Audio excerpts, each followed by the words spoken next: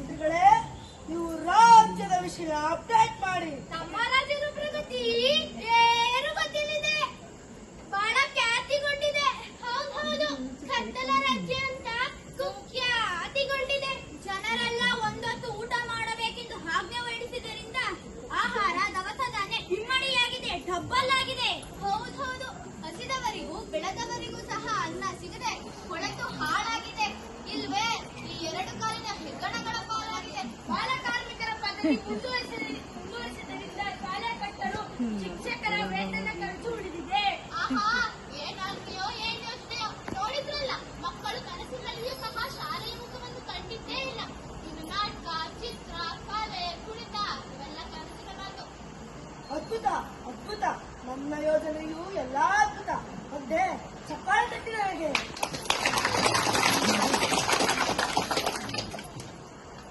ಮಂತ್ರಿಗಳೇ, ನಿಮಗೊಂದು ಹೊಸ ಯೋಜನೆ ಬಗ್ಗೆ ಗಂಗೂರ ಶಾಸ್ತ್ರಕ್ಕೆ ಕೊಟ್ಟಿರುವ ಸಾಧಿಸಿದ್ದೀರೇ? ಅಯ್ಯೋ, ಮತ್ತೆ ಸಾಧಿಸಿದ್ದೀನಿ ಪ್ರಭು, ಸಾಧಿಸಿದ್ದೀನಿ. ಇಲ್ಲಿಯವರೆಗೂ ರಾಜ್ಯದ ಪ್ರಜೆಗಳ ಬಗ್ಗೆ ಬಹಳ ಚಿಂತನೆ ನಡೆಸಿದ್ದಾಯಿತು. ಇನ್ನು ನಮ್ಮ ಮಧ್ಯೆ ಶಾಂತಿ ಬೇಕಿದೆ. ಇಲ್ಲಿಗೆ ಸಭೆ ಸಮಾಪ್ತಿ. ಮ್ಯೂಸಿಕ್.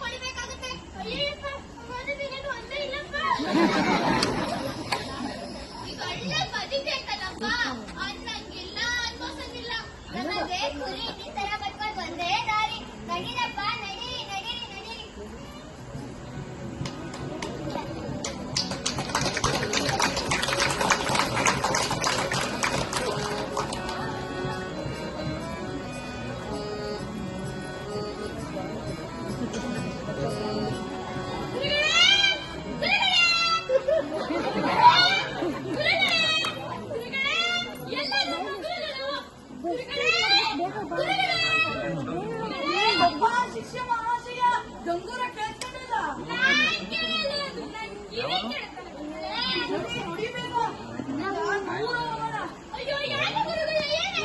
ಈ ನಾಡನ್ನು ಕತ್ತಲೆ ರಾಜ್ಯ ಅಂತ ಕರೀತಾರೆ ಅಂತ ಕೇಳಿದಾಗಿಂದ ನಾವಿಲ್ಲೊಂದು ತಪ್ಪಾಗಿ ಎನಿಸ್ತಿದೆ. ನಡಿ, ಇಲ್ಲಿಂದ ದೂರ ಹೋಗೋಣ. ಏನಾದ್ರೂ ಮಾಡ್ಕೊಳ್ಳಿ ಬಿಡಿ.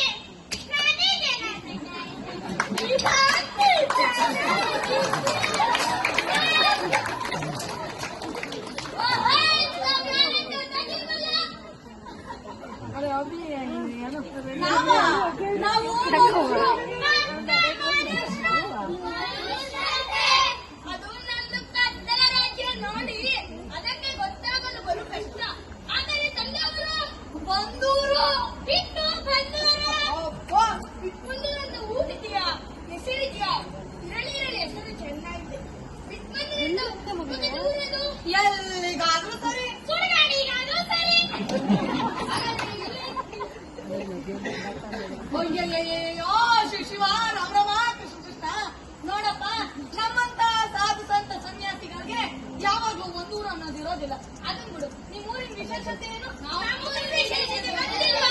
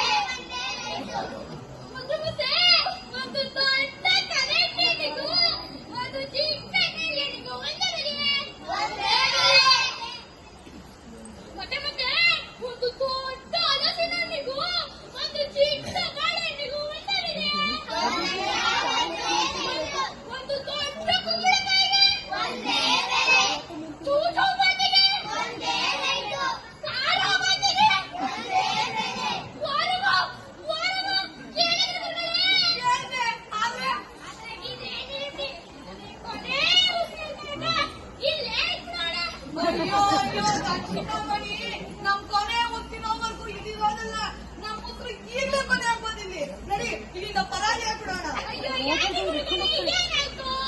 ಇದು ಹೇಳುವುದಕ್ಕೂ ಕೇಳುವುದಕ್ಕೂ ಸಮಯವಲ್ಲ. ಆದ್ರೂ ಹೇಳ್ತೀನಿ ಕೇಳು. ಒಂದು ಮಣ್ಣುಗಳ ಮಧ್ಯೆ ವ್ಯತ್ಯಾಸವಿಲ್ಲದ ಈ ನಾಡಲ್ಲಿ ನಾವಿದ್ರೆ ಅಪಾಯ ಕಟ್ಟಿಟ್ಟ ಬುದ್ಧಿ. ಈ ರಾಜ್ಯದಲ್ಲಿ ಜಾಣ ಯಾರು, ದಡ್ಡ ಯಾರು, ಉತ್ತಮ ಯಾರು, ಅಧಮ ಯಾರು, ಸಜ್ಜನ ಯಾರು, ದುರ್ಜನ ಯಾರು ಅಂತ ಗುರುತಿಸೋಕೆ ಆಗಲ್ಲ. ಅದಕ್ಕೆ ನಾವಿಲ್ಲಿಂದ ದೂರ ಇಟ್ಬಿಟ್ಟೆ ಒಳ್ಳೆಯದು.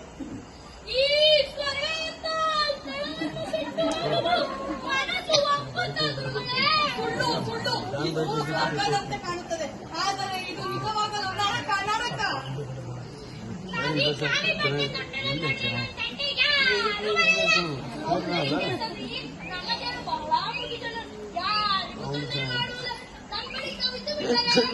ಅದೇ ಸಮಸ್ಯೆ. ನಿಮ್ಮ ರಾಜ ಮಹಾ ಮೂರ್ಖನಿರಬೇಕು. ಅವನ ಅಧೀನದಲ್ಲಿರುವ ನೀವು ಕೂಡ ಮೂರ್ಖರಲ್ಲದೆ ಮತ್ತಿನೇನು. ಶಿಷ್ಯ, ನಾನಂತೂ ಹೊರಟೆ. ನನ್ನ ಜೊತೆ ಬರೋದಾದ್ರೆ ಬಾ.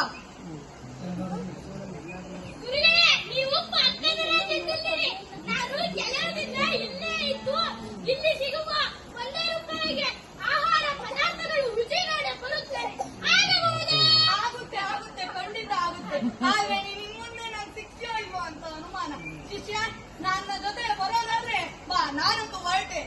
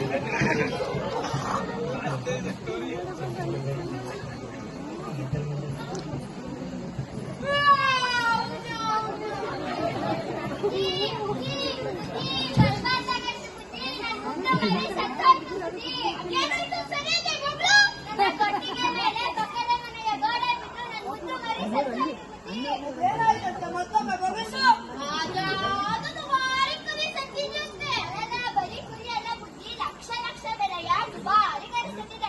ನನಗೆ ನ್ಯಾಯ ಕೊಡಿಸಲೇ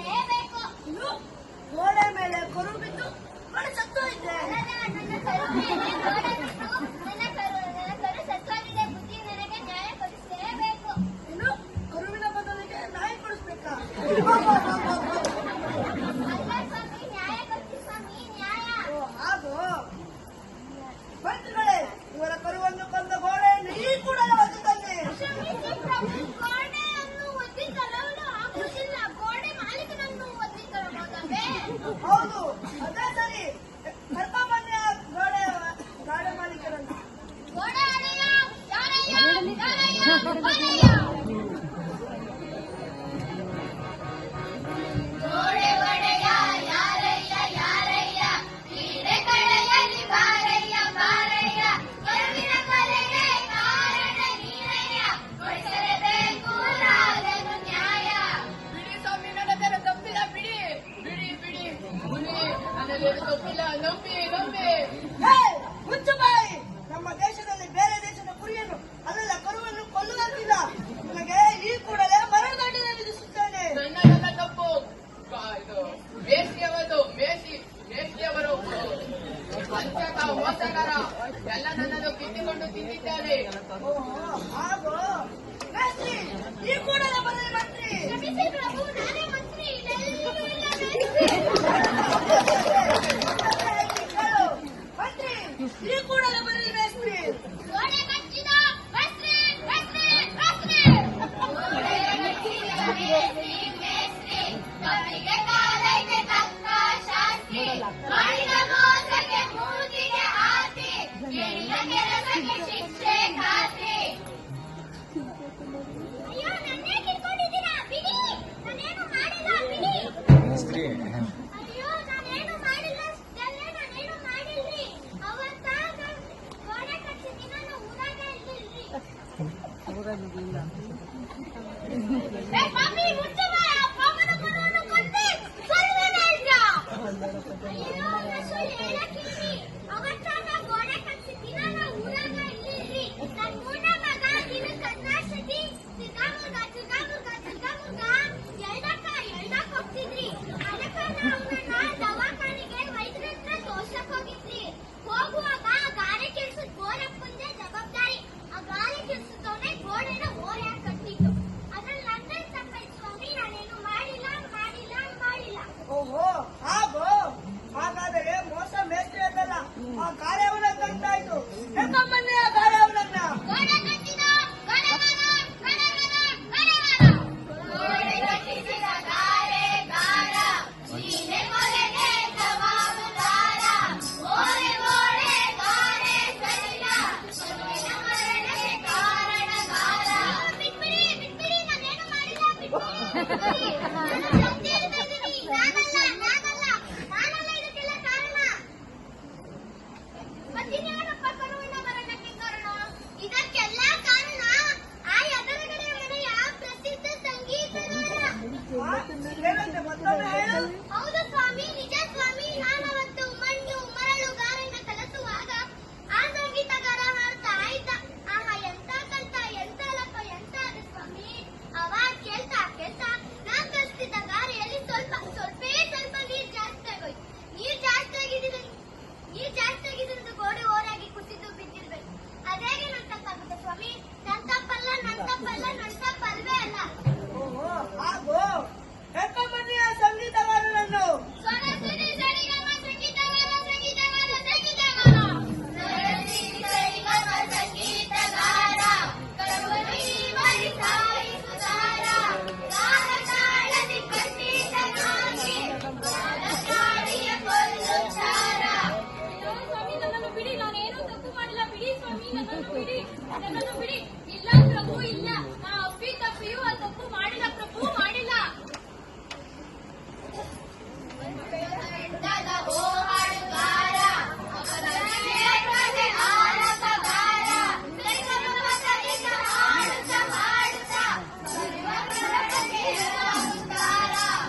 ಆಹಾ, ಏನಾಡು, ಏನ್ ದಾನ, ಎಂತಾಗವಾಯಿ.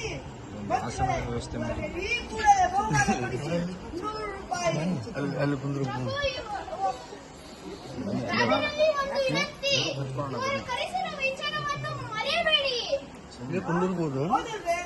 ಕೊಲ್ಲೋ ಕ್ರಿಮಿ ಮಹಾಪಾತಕಿ, ಈ ಕೂಡಲೇ ಜೈಲಿಗೆ ಹಾಕಿ, ಕತ್ತಲ ಕೋಣೆಯಲ್ಲಿ ಕೂಡಿ ಹಾಕಿ.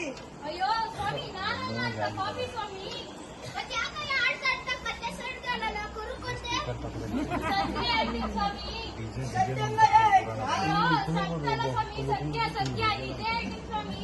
ಆಯ್ತಾಯ್ತಾಯ್ತು ಹಾಡ್ಬೇಡ ಹಾಡ್ಬೇಡ ಹಾಡು ಹಾಡಾಡು.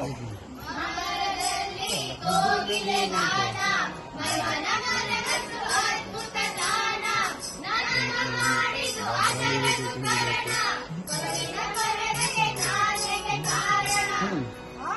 ಹಾಗಾದ್ರೆ ಗುರುವಿನ ಕೊಲೆಗೆ ಹೋಗಲೇ ಕಾರಣನಾ? ಅಯ್ಯೋ ನನ್ನ ತಲೆ ಕೆಟ್ಟು ಹೋಯ್ತು. ಮಂತ್ರಿಗಳೇ, ಸೈನಿಕರೇ, ಸೇನಾಧಿಪತಿಗಳೇ, ಈ ಪ್ರಕರಣ ಮುಗಿಯದ ಪ್ರಕರಣ. ಈ ಕೂಡಲೇ ಯಾವುದಾದರೂ ಕೋಗಲೆಯನ್ನು ತಂದು ಅದರ ಕೊತ್ತಿಗೆ ಕುಳಿಕೆ ಹಾಕಿ ಅದನ್ನು ಮೇಲಕ್ಕೆ ಕಳುಹಿಸಿ.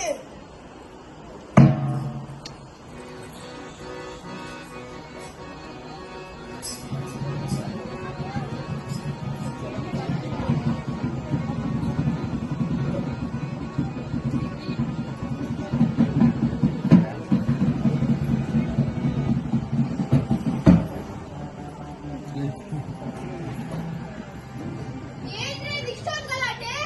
ಮೊನ್ನೆ ಮಹಾರಾಜ ಕೋಗಿಲೆಯ ಕೊರಳಿಗೆ ಕುಣಿಕೆ ಹಾಕಲು ಹೇಳಿದ್ರಲ್ಲ, ಅದು ವಾದ ಅಬ್ಬ ಅಂತ ಕೋಗಿಲೆಯಿಂದ ನಾದ್ರೆ ಪ್ರಕರಣ ಕೊನೆ ಆಯ್ತಲ್ಲ. ಇಲ್ಲ ಇಲ್ಲ, ಇದು ಮುಗಿಯದ ಕತೆ. ಯಾಕೆ, ಏನಾಯ್ತು? ಮನುಷ್ಯರಿಗೆ ಅಂತ ಮಾಡಿರೋ ಹಗ್ಗದ ಕುಣಿಕೆಯಲ್ಲಿ ಕೋಗಿಲೆ ನುಡಿಸಿ ತಪ್ಪಿಸ್ಕೊಂಡು ಹಾರೋಯ್ತು. ಮತ್ತಿನ್ನೇನಾಗುತ್ತೆ, ಮನುಷ್ಯರ ಕುತ್ತಿಗೆ ಕೋಗಿಲೆ ಕುತ್ತಿಗೆ ಎರಡು ಒಂದೇ ಗಾತ್ರ ಇರ್ತಾವ. ಯಥಾ ರಾಜ ತಥಾ ರಾಜ ಪರಿವಾರ. ಸಾಕಪ್ಪ ಸಾಕು. ಏನಾಯ್ತು? ಕೋಗಿಲೆ ತಪ್ಪಿಸಿಕೊಂಡಿದ್ದಕ್ಕೆ ಕೋಪಿಸಿಕೊಂಡ ಆ ರಾಜ ಕೋಗಿಲೆಯನ್ನು ನೇಣು ಹಾಕಲು ನೇಮಿಸಿದ್ದ ಕೆಲಸಗಾರನಿಗೆ ಆಜ್ಞೆ ಹೊರಡಿಸಿದ. ಆದರೆ ಅವನ ಕುತ್ತಿಗೆಯನ್ನು ಕುಣಿಕೆಗಿಂತ ಸಣ್ಣದಾಗಿತ್ತು. ಮುಂದೇನಾಯ್ತಪ್ಪ ಈ ಮುಗಿದ ಕಥೆ? ಅಲ್ಲೋಡಿ, ನಿಂಗೆ ತಿಳಿಯುತ್ತೆ.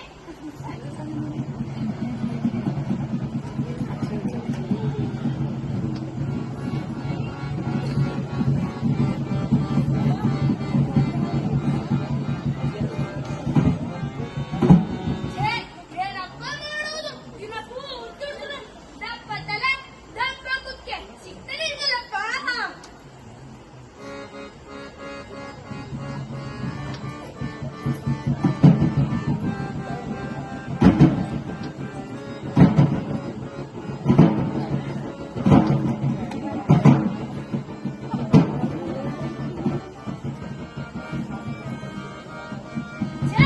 ಏನಪ್ಪ ಮಾಡುವುದು?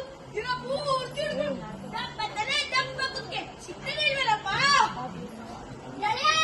ನಾನು ಅಷ್ಟೇ ಹುಡುಕಬಾರದ ಜಾಗದಲ್ಲೆಲ್ಲ ಹುಡುಕಿದೆ, ಸಂಧಿ ಗೊಂದಲಲ್ಲಿ ಇಣುಕಿದೆ.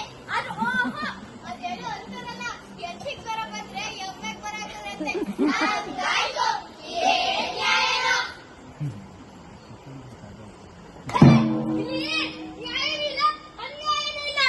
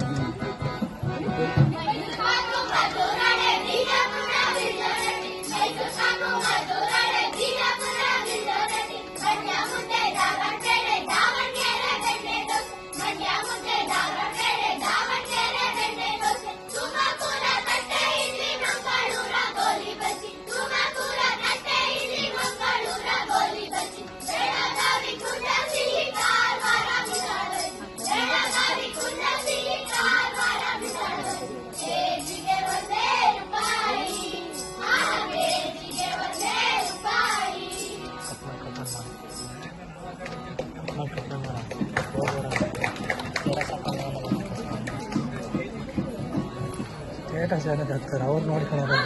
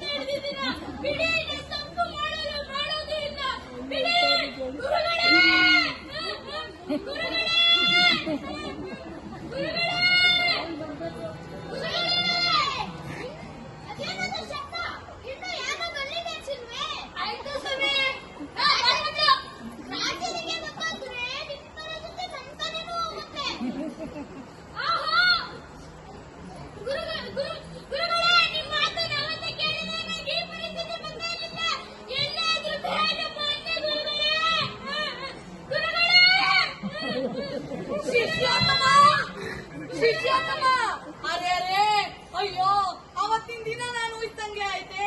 ಇವತ್ತು ಅವ್ನು ಕಾಪಾಡೋ ಪ್ರಯತ್ನ ಮಾಡ್ಲೇಬೇಕು. ಶಿಷ್ಯೋತ್ತಮ, ಶಿಷ್ಯೋತ್ತಮ, ನಾ ಬಂದೆ. ಎದರ್ಬೇಡ ಶಿಷ್ಯೋತ್ತಮ, ಶಿಷ್ಯೋತ್ತಮ, ಶಿಷ್ಯೋತ್ತಮ, ನಾ ಬಂದೆ. ಎದರ್ಬೇಡ. ಮಂತ್ರಿಗಳೇ, ಇವನು ಮಾಡಿದ ತಪ್ಪಾದರೆ ಏನು?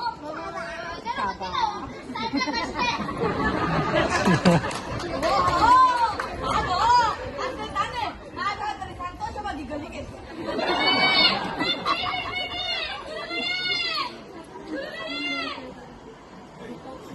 ಮಂತ್ರಿಗಳೇ, ಇವರ ಜೊತೆ ಮಾತಾಡಲು ಒಂದೇ ಒಂದು ಅವಕಾಶ ಕೊಡಿ. ಆಯ್ತು.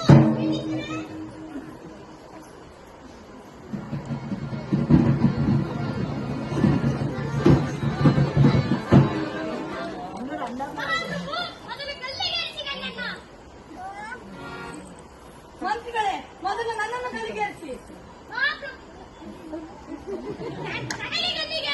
ನನಗೆ ನನಗೆ ನನಗೆ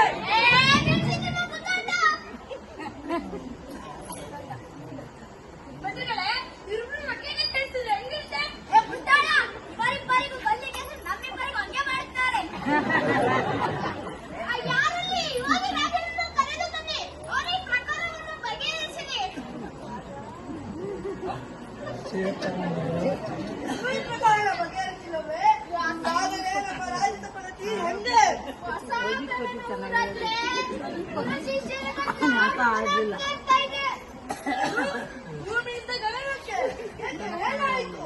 ಮಹಾರಾಜರಲ್ಲಿ ಒಂದು ವಿನಂತಿ, ನನ್ನನ್ನು ಬೇಗ ಗಲ್ಲಿಗೇರಿಸಿ ಪುಣ್ಯ ಪಡೆಯಿರಿ. ಮಹಾಪ್ರಭು, ಸೈನಿಕರು ಮೊದಲು ಹಿಡಿದು ನನ್ನನ್ನ ಗಲ್ಲಿಗೇರಿಸಿ. ಅಲ್ಲ ಸಾಧು ಸನ್ಯಾಸಿಗಳೇ, ಇಲ್ಲಿಯವರೆಗೂ ನಾನು ಸಾವಿರಾರು ಜನರನ್ನು ಗಲ್ಲಿಗೇರಿಸಲು ಆಟ ಹೊರಡಿಸಿದ್ದೇನೆ. ಆದರೆ ನಿಮ್ಮದೇ ಸಾವು ಬಂದಾಗ ಎಲ್ಲರೂ ಹೆದರುತ್ತಾರೆ. ಆದರೆ ನಿಮ್ಮದೇನು ವಿಶೇಷ? ನಿಮ್ಮದೇನು ಹೊಸ ಪ್ರಸಂಗ, ಅಧಿಕ ಪ್ರಸಂಗ? ಮಹಾಪ್ರಭು, ಅವರಿಗೆ ವಯಸ್ಸಾಗಿ ಏನೇನೋ ಮಾತಾಡ್ತಾರೆ. ನಾನು ಹೇಳ್ತೀನಿ ಕೇಳಿ, ಇವತ್ತು ಗಲ್ಲಿಗೇರಿಸಿಕೊಂಡಿದ್ದೇನೆ. ಗುಟ್ಟು ಬಿಟ್ಟು ರಟ್ಟು ಮಾಡಿ ಬೊಬ್ಬೆ ಹೊಡಿಬೇಡ.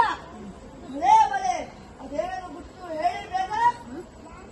ನಾ ತತ್ವ ಹೇಳಲ್ಲಪ್ಪ. ಇವರಿಬ್ಬರನ್ನು ಬೆತ್ತಲು ಮಾಡಿ ಕೈ ಕಾಲು ಕಟ್ಟಿ ನೇತು ಹಾಕಿ. ಬೇಡಪ್ಪ ಬೇಡ, ಅದು ಮಾತ್ರ ಬೇಡ. ಬೇಡ ಹೇಳಲೇಬೇಕಾ? ಗುರುಗಳೇ, ಆಯ್ತು, ಹೇಳಿ. ಇವತ್ತು ಅಕ್ಷಯ ತೃತೀಯ. ಇಂದು ಗಲ್ಲಿಗೇರಿಸಿಕೊಂಡು ಸತ್ತವರು ಮುಂದಿನ ಜನ್ಮದಲ್ಲಿ 56 ಚಕ್ರವರ್ತಿಗಳಾಗುತ್ತಾರೆ ಅಂತ ದೇವವಾಣಿ ನುಡಿದಿದೆ. ಚಕ್ರವರ್ತಿಗಳು? ಹಾಗಾದ್ರೆ ನಾನು ಗಲ್ಲಿಗೆ ಸಿದ್ಧನಿದ್ದೇನೆ. ನಾನು ಗಲ್ಲಿಗೆ ಸಿದ್ಧನಿದ್ದೇನೆ. ಮಹಾಸ್ವಾಮಿ, ಗೋಡೆ ಕಟ್ಟಿದ್ದು ನಾನು, ನನ್ನನ್ನು ಗಲ್ಲಿಗೇರಿಸಿ. ಇಲ್ಲ, ಇನ್ನೊಂದು ಕಾಲಗಿರಿ ಹಾಕಿದ್ದು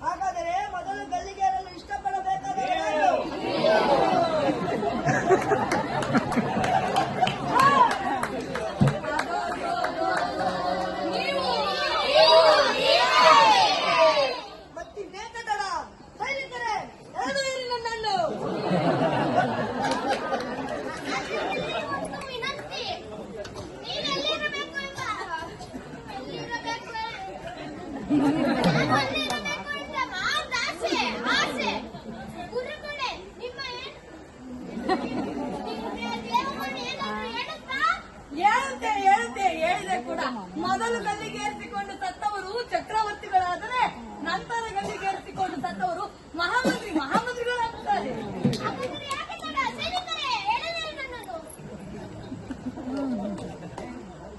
ನೋಡಿ ನೋಡಿ ನೋಡಿ ನೋಡಿ, ಎಂತ ಮಹಾ ಮೂರ್ಖ ಮೂಢ ಮಂತ್ರಿಗಳಿದ್ದಾರೆ ನಮ್ಮ ದೇಶದಲ್ಲಿ. ಮಹಾರಾಜರಲ್ಲಿ ಒಂದು ವಿನಂತಿ. ಸರ್, ಎಲ್ಲಿದ್ದೀರಾ? ಬೇಗ ಬನ್ನಿ. ಬಂದೆ. ಎಲ್ಲರಿಗೂ ನಮಸ್ಕಾರ. ಇದು ಒಂದು ನಾಟಕ. ನೋಡ್ರಪ್ಪ, ರಾಜರುಗಳ ಮಂತ್ರಿಗಳ, ನೀವುಗಳು ಮಾಡ್ತಿದ್ದ ಅನಾಚಾರ ಅದು ಏನು ಅಂತ ನಿಮ್ಗೆ ಅರ್ಥ ಆಗ್ಬೇಕು. ನೀವು ಎಷ್ಟು ಜಾಣರು, ಎಷ್ಟು ದಡ್ರು ಅನ್ನೋದನ್ನ ತಿಳಿಸೋದಕ್ಕೋಸ್ಕರ ನಾವು ಈ ನಾಟಕದ ಮುಖಾಂತರ ನಿಮಗೆ ಶಿಕ್ಷಣ, ನಿಮಗೆ ಜಾಗೃತಿ, ಮನೋರಂಜನೆಯನ್ನು ಕೊಡಲಿಕ್ಕೆ ಬಂದಿದ್ದೀವಿ. ಯಾರು ಗಲ್ಲಿಗೇರ್ಬೇಕಾಗಿಲ್ಲ. ಅರ್ಥ ಆಯ್ತಾ? ಒಂದು ಹಾಡು ಹೇಳಿ ನಾಟಕ ಮುಗಿಸೋಣ.